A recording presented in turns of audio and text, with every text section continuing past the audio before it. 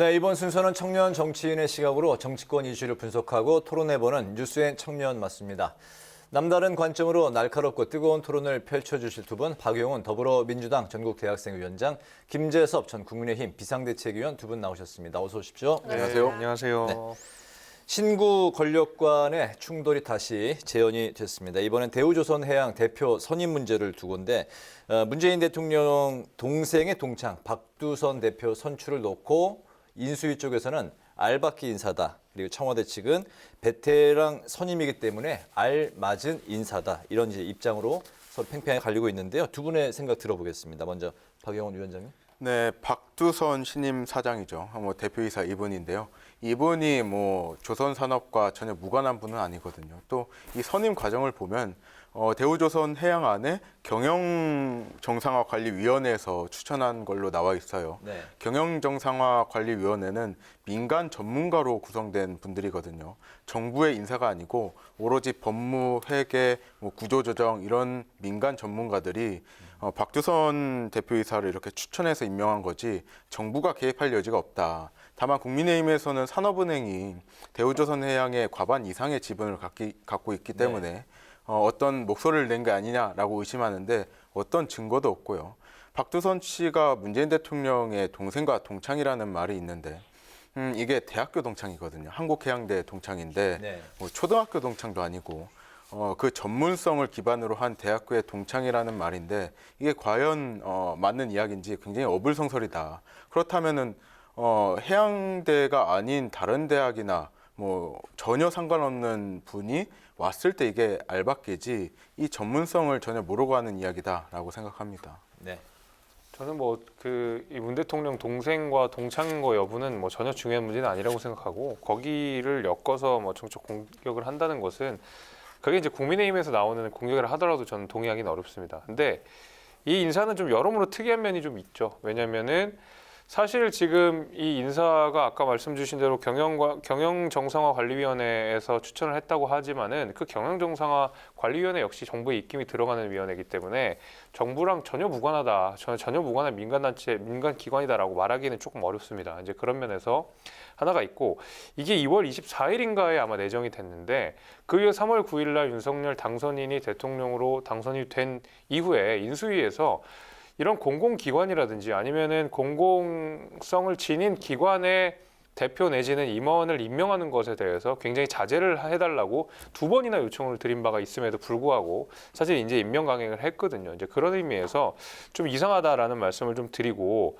산업은행이라는 데가 어떤 데입니까? 사실 지금 이 대우조선해양의 55%의 지분을 가지고 있는 것이 산업은행인데 이 산업은행의 대표라는 분은 이해찬 대표가 과거에 20년 집권론을 이야기할 때 거기에 맞장구를 치면서 사실 비슷한 건배 제의를 할 정도로 친민주당 인사라고 알려진 분이거든요. 그러다 보니까 직간접적으로 정부의 영향을 받을 수밖에 없다. 문재인 대통령의 어떤 인사 정책과 방향을 같이 할 수밖에 없다라고 생각이 좀 됩니다. 그러다 보니까 아무래도 지금 동차이고 이런 부분 중요하지 않더라도 임기 말에 이 인사 강행과 관련돼서는 인수위에서 대단히 지금 말 그대로 제안을 요청드리고 있는 상황에도 불구하고 이것이 이루어졌다. 이거 하나만 이루어졌으면 제가 그러려니 하겠는데 HMM이라는 기관이 또 있습니다. 거기 역시도 해진공이 사실 거의 전적으로 관리를 하고 있는 그러니까 공공기관으로서의 성격이 강한 그런 데인데 거기에서도 지금 임원 인사 강행이 있었거든요. 이런 것들을 보게 되면 단순히 대우조선해양만 가지고 이야기하는 것은 아니고 문재인 정부가 차기 정부의 발목을 잡고 있다는 인상을 얼마든지 줄 수 있다고 저는 봅니다. 네, 대우조선 최대 주주인 산업은행 회장이 친민주당 성향이기 때문에 이를 두고 일각에서 윤 당선인 측의 칼끝은 이 산업은행을 겨냥하고 있다라는 시각도 있는데요. 또 인수위가 산업은행 부산 이전을 공약으로 내세운 터라서 사실상 이 산업은행 길들이기에 나선 거라는 해석도 나오는데 이거 어떻게 보십니까? 글쎄요, 이거 길들이겠다고 해서 길들여지는 건 아니라고 생각을 하고 아무래도 이 산업은행이라고 하는 이 은행이 사실은 이제 공공성이 굉장히 강한 은행 아니겠습니까? 그러다 보니까 아무래도 정부에 좀 입김이 있을 수 있고 무엇보다도 이 산업은행 장이 아까 말씀드린 대로 굉장히 친민주당 성향의 인물이라고 분류가 되는 상황이고 마침 또 여기에 최대 주주로서 있는 그 대우조선해양의 인사 강행이 이루어졌다는 점에서 아무래도 이제 비판의 포인트도 분명히 있는 것 같습니다. 이 산업은행이라고 하는 곳이 사실은 정부의 정책 방향, 그다음에 기업과 관련된 여러 가지 대출 규제라든지 이런 것들이 산업은행이 꽉 쥐고 있기 때문에 여기에 나오는 인사 정책이나 여기서 나오는 정책들이 차기 정부의 경제 정책이나 내지는 이제 기업 정책에 굉장히 중요한 영향을 미치거든요. 이제 그런 면에 있어서 당연히 이제 차기 정부랑 호흡을 맞출 좀 준비를 해야지 임기가 끝나는 와중에 이렇게 굳이 이렇게 인사 감행을 할 이유가 있느냐, 특히 이제 대우조선해양에 그럴 이유가 있느냐라는 비판할 수밖에 없고, 특히 이제 대우조선해양 같은 경우는 공적 자금이 한 10조 이상이 투여가 된 기업 아니겠습니까? 이 부실 기업이기도 하고, 그러다 보니까 사실 이 대우조선해양에 떨어진 기업적 미션은 기업 경영 정상화 내지는 이제 매각 이렇게 두 포인트가 있는데, 이 지금 새로 내정된 대표이사 같은 경우에는 사실은 경영 전문가라기보다는 현장에서 실력이 있는 사람으로서 성장해 오신 분이거든요. 지금까지 대우조선해양에서 경영 전문가가 아닌 그 대표가 온 적은 사실 이번이 처음입니다. 그런 면에서 여러모로 이례적이다라는 생각이 들고, 그러다 보니까 당연히 이건 정책 편향성이 있는 것이 아니냐는 지적으로 당연히 나아가는 것 같습니다. 네. 산업은행은 정부가 임명하는 은행장이 선임이 되죠. 정부의 기조에 맞춰서 움직일 수밖에 없는 것은 사실이지만은 대우조선해양은 민간 기업이거든요. 대우조선해양이 지금 거제와 통영을 기점으로 이렇게 경영을 하고 있는데, 대우조선해양이 굉장히 위기예요. 이 위기 상황에 과연 대우조선해양의 대표이사를 2달씩이나 이렇게 공백으로 놔둘 일인가에 대한 반문을 할 수밖에 없고요. 과연 그렇다면 윤석열 정부의 탄생 이후에 이렇게 선임을 해야 된다고 하면 그 거제와 통영을 기반으로 하고 있는 지금 경영 위기인 대우조선해양은 누가 이끌 것인가? 2달간에도 엄청난 위기가 올 수도 있거든요. 이런 것에 대한 반박은 전혀 없고, 지금 산업은행장이 친민주당 성향이라고 말씀하셨는데, 어차피 산업은행은 정부와 같이 갈 수밖에 없는 사람이에요. 정부가 임명하고 추천하는 그 기관장이 은행장이기 때문에 정말 윤석열 정부와 기조를 같이 맞출 수 있는 은행장을 추천하고 싶으면 산업은행장의 임기가 끝난 후에 이렇게 임명하면 될 일입니다. 네, 알겠습니다. 자, 이번에 그 지방선거 이야기로 이제 화제를 좀 돌려보겠습니다. 특히 이제 경기도지사 이제 선거 같은 경우는 거물들이 이제 속속 등판을 하면서 판이 정말 커졌어요. 김동연 새로운 물결 대표, 특히 이제 유승민 국민의힘 전 의원 두 경제통이 이 출사표를 던지면서 기싸움을 치열하게 펼치고 있는데, 경기도가 이렇게 판이 커진 이유 두 분은 어떻게 분석을 하십니까? 일단 유승민 전 의원 같은 경우에는 행정 경험이 없다는 단점을 갖고 있어요. 이분이 교수 출신의 국회의원을 내리 이렇게 하셨지만은 행정 경험이 없기 때문에 많은 그런 불길한 시설, 불안한 시선이 왔었던 건 사실이고, 이번 대선에서 이재명 후보가 경기도지사 출신으로 대권 후보까지 오르는 그 반열을 보면서 나름의 행정 경험이 필요할 것 같다라는 판단이 있었던 것 같고요. 왜 대구가 아니고 경기도에 출마하느냐 봤을 때 대구보다는 경기도가 우리 정치 중심에 더 가깝다고 판단이 되잖아요. 그래서 경기도지사로 출마를 어떻게 보면 강행한 거죠. 아무런 연고나 이런 거 없이 강행을 했는데, 이것에 대해서 김동연 후보가 이렇게 출마를 같이 선을 맞췄는데, 김동연 후보는 대통령 선거 이후에 본인의 행보에 대해서 진심으로 좀 고민을 했던 것 같아요. 서울에 출마한다든지 경기에 출마한다든지 그런 고민의 과정을 거쳤는데, 아무래도 아주대학교 총장 출신이고 경기도에 20년인가 살았다고 하잖아요. 그래서 이 교수 출신의 관료 출신의 이런 빅매치가 성사됐다라고 생각합니다. 네.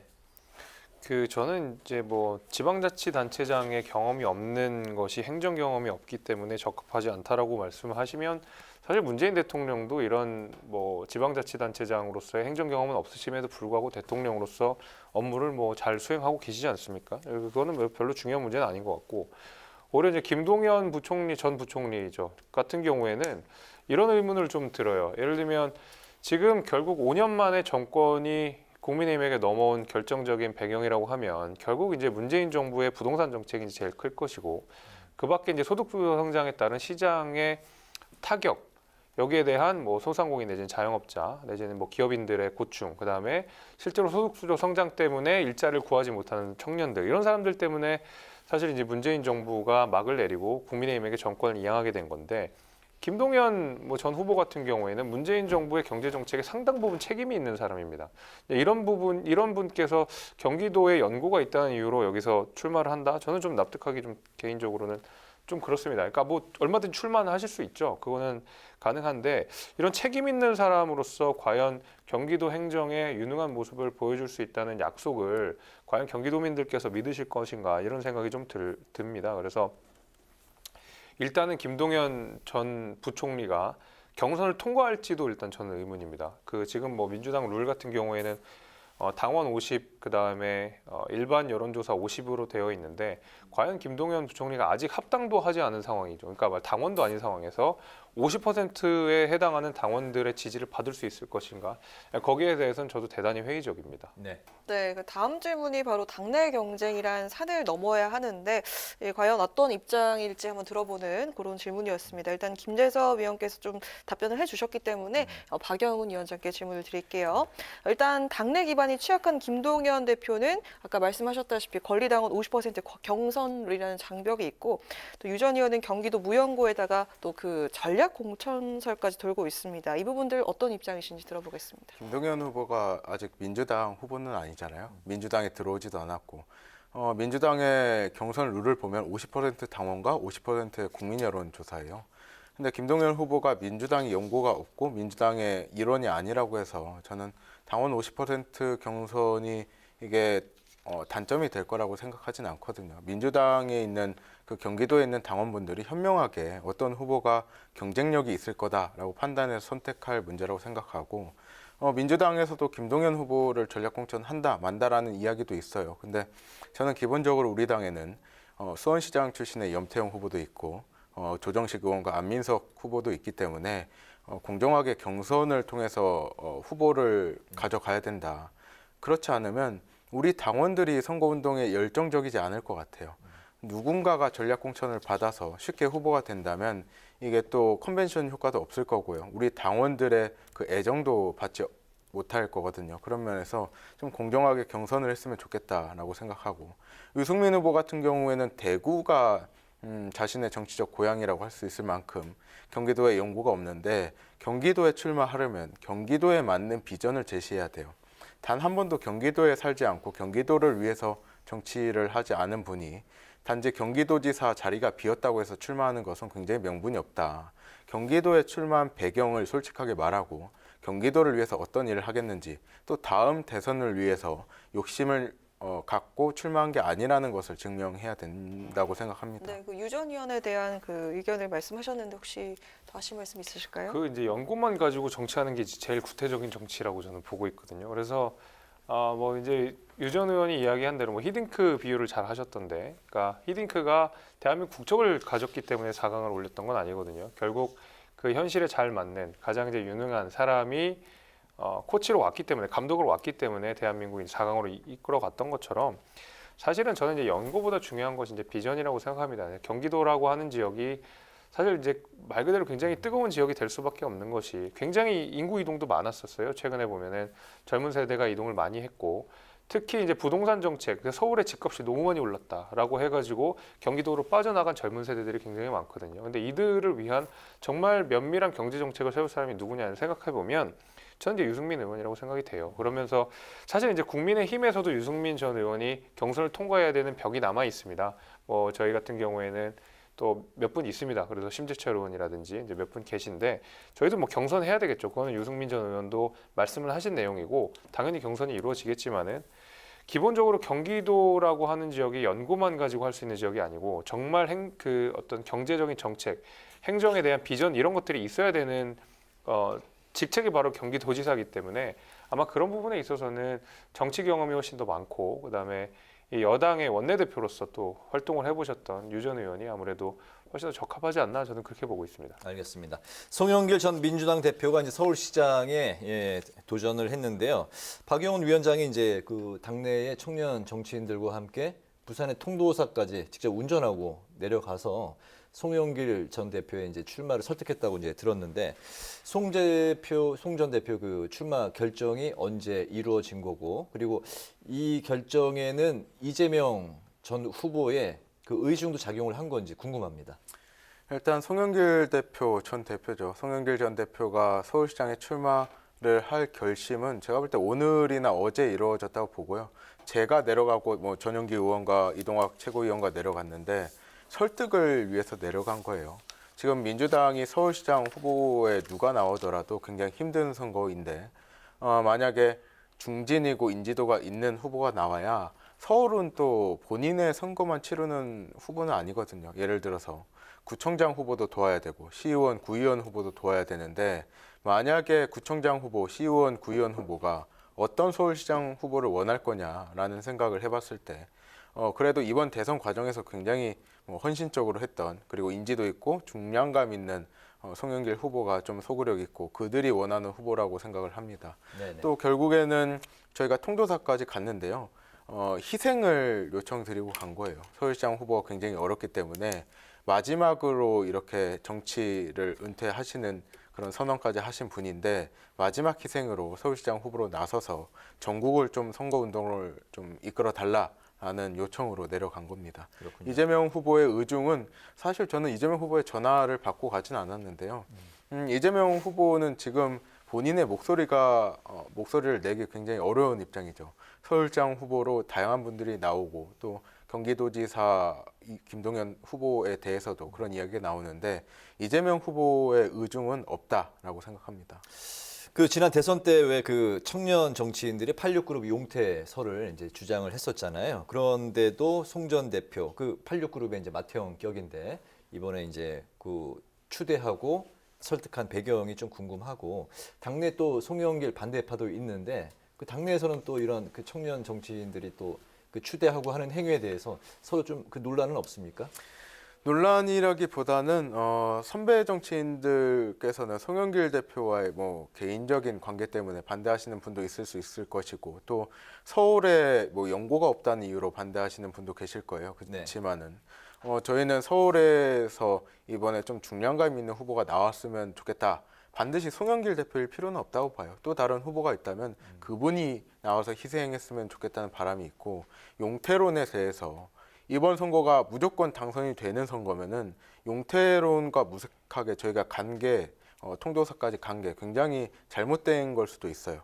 하지만 서울시장 후보가 지금 굉장히 어렵기 때문에 희생의 의미로 저희가 요청을 드린 거지. 뭐 무조건적으로 이렇게 송영길 대표를 챙겨야 된다 아니면 송영길 대표와 관계가 있으니까 송영길을 밀려고 간 건 아니거든요. 네. 그런 의미로 용태론과는 정면을 이렇게 부딪히지는 않는다라고 생각합니다. 알겠습니다. 송 전 대표가 이제 출마했습니다. 국민의힘 분위기는 어떤가요? 뭐 크게 큰 신경은 안 쓰는 것 같습니다. 사실은 이제 뭐 앞서서 이제 송 대표가 출마하는 것이 희생이다 이제 이런 말씀을 하셨는데 이제 민주당 입장에서 보면 희생일 수 있지만 서울 시민들 입장에서 보면 좀 납득하기 어려운 부분이 있을 것 같아요. 왜냐하면 이제 송영길 대표 같은 경우에는 대선에 책임 있는 지도부의 수장이었고 그러다 보니까 아무래도 이번 선거에 책임을 좀 져야 된다 이런 여론들이 많았고 앞서 말씀 주신 대로 386 용태론을 주장하면서 이제 사실상의 정치 은퇴 선언을 비슷하게 이제 하신 건데 불과 선거 끝난 지 한 달 만에 다시 한번 서울시장으로 온다. 아까 말씀 주신 대로 연고 문제가 중요한 건 아니지만 그렇다고 뭐 연고가 있거나 내지는 뚜렷한 명분이 있거나 이게 민주당 입장에서는 희생으로 볼 수 있지만 서울 시민들 입장에서 보면 좀 이상할 수 있어요. 게다가 서울시가 왜 이번에 민주당을 이겼습니까? 국민의힘이 이긴 이유가 보면 결국 부동산 문제거든요. 근데 부동산 문제라고 했을 때 가장 책임 있는 사람 당연히 문재인 대통령일 것이고 더불어민주당의 국회의원들 임대차 3법 내지는 뭐 다른 기타 부동산 정책들을 무리하게 밀어붙였던 더불어민주당의 국회의원들이 상당 부분 책임이 있는 분들인데 서울 시민들이 보시기에 저렇게 부동산을 말 그대로 망쳐놓은 사람이 다시 와서 서울시장을 하겠다라고 하는 것을 들으면 글쎄요 민주당 입장에서야 희생이겠지만은 서울 시민들 입장에서는 납득하기 어려울 것 같아요. 그래서 사실 뭐 송영길 대표도 좋고 누구도 좋고 뭐 행간에 나오는 뭐 박주민 의원도 출마 이야기를 하시는데 어떤 카드는 사실 저희 입장에서는 그렇게 막 두렵거나 뭐 위협적인 카드는 아니라고 생각합니다. 이제 그럼에도 불구하고 송영길 대표 같은 경우에 특히 좀 책임이 있는 역할이었다는 점에서 다소 좀 납득하기가 어렵다 이렇게 말씀드리겠습니다. 네, 이번엔 대구 상황 보도록 하겠습니다. 박근혜 전 대통령의 복심 유영하 변호사가 오늘 출사표를 던졌습니다. 또 선거의 여왕이라고 불릴 수 있죠. 박 전 대통령의 후광을 업은 유 변호사와 그리고 홍준표, 김재원 이 두 중량급 후보들 간의 3파전을 어떻게 보시는지 들어보도록 하겠습니다. 글쎄요, 이것을 어떻게 봐야 될지 모르겠는데 아무튼 개인적으로는 좀 구도 자체가 그렇게 썩 유쾌하진 않다고 생각합니다. 그러니까 왜냐하면 홍준표 의원 같은 경우에는 아직 임기가 남아 있고 무소속으로 출마를 하셨다가 당선된 이후에 바로 대통령 후보로 나가셨다가 이제 그것이 이제 낙선이 되고 나서 바로 또 대구시장으로 간다고 하는 것이 어떤 정치적 명분이나 그 행보의 의미가 있는지 여기에 대해서는 제가 굉장히 의심스럽고 마찬가지로 유영하 변호사 같은 경우에는 박근혜 전 대통령의 후광을 상당 부분 입고 지금 출마를 예정하고 있는 것인데 박근혜 전 대통령을 필두로 해서 사실 이제 국민의힘도 그렇고 이준석 대표가 탄핵안을 건너자라고 해서 당 대표가 됐거든요. 아직까지 박근혜 전 대통령의 후광으로서 정치를 한다는 것이 개인적으로 좀 젊은 정치인 입장에서 납득하기 대단히 어렵습니다. 이제 김재원 최고위원 같은 경우에는 대구시장으로서 출마하는 것에 대해서 최고위원으로서 이제 룰을 정했다. 이제 이해 충돌의 문제가 있다. 이런 면에서 약간의 이제 비판점들이 있긴 한데 여하튼간에 지금 대구시라고 하는 것이 국민의힘에게 굉장히 유리한 지역임에도 불구하고 그거는 이제 맞지만 다소 이렇게 조금 이런 지역일수록 훨씬 더 좀 참신하고 좋은 인재들이 많이 갔으면 하는 바람도 있습니다. 네. 구도가 굉장히 안 좋은 것 같아요. 네. 김재원 최고위원 같은 경우는 보궐선거에 나간다고 뭐 탈당하겠다라고 선언을 했다가 철회한 바도 있고 이번에 대구시장으로 출마를 했는데 선거만 있으면 나가는 선거 중독자다라는 표현을 쓰고 싶고요. 홍준표 의원도 그래요. 다음 대통령 선거를 위한 징검다리거든요. 유승민 경기도지사 출마자도 그렇죠. 다음 대권을 위한 행보예요. 정말 홍준표 의원이 대구 시민들을 위해서 일하겠다가 아니고 유승민 후보가 경기도민을 위해서 일하겠다가 아니고 다음 대통령 선거를 출마하기 위한 그 공백을 없애기 위한 출마거든요. 굉장히 좋지 않다고 보고 유영하 변호사죠. 박근혜 전 대통령의 복심이라고 불리시는 분인데 지난주에 김재섭 전 위원과 제가 유영하 변호사 출마 안 할 거라고 이야기했지 않습니까? 네, 그렇죠. 정말 예상을 뒤엎는 결과다. 박근혜 대통령이 후원 회장까지 맡는다고 하던데 우리 정치에 굉장히 오점으로 남을 것 같다라는 생각을 합니다. 네, 알겠습니다. 오늘 그 맞짱 토론 이제 마치겠습니다. 오늘은 인사권 문제로 충돌한 신구 권력 상황 그리고 지방선거 주요 관심 지역을 중심으로 살펴봤습니다. 지금까지 박영훈 더불어민주당 전국대학생위원장, 김재섭 전 국민의힘 비상대책위원 두 분과 함께했습니다. 오늘도 말씀 잘 들었습니다. 고맙습니다.